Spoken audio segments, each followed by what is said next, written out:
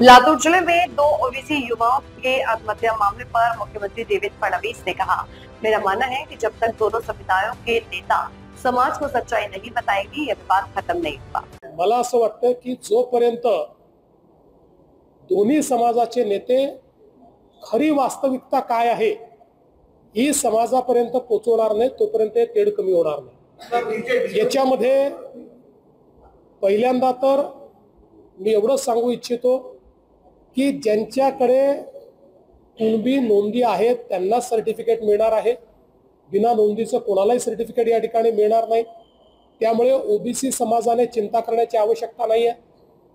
मला असं वाटतं की कुठेतरी हे जे वातावरण तयार करण्याचा काही प्रयत्न करतायत की जणू काही आरक्षण गेलेलं आहे, अशा प्रकारचं वातावरण तयार केल्यामुळे मुलांच्या मानसिकतेवर त्याचा परिणाम होतो आणि दुसऱ्या बाजूनं टोकाचंच अशा प्रकारचं राजकारण या ठिकाणी चाललेलं आहे। अशा राजकारणाने कधीच समाजाचं भलं होऊ शकत नाही। समाजाचं भलं हे समाजापर्यंत वास्तविकता पोहोचवली तरच होऊ शकतं। आम्ही ती वास्तविकता समाजापर्यंत पोहोचवतो, समाजाची काळजी आम्ही घेतो।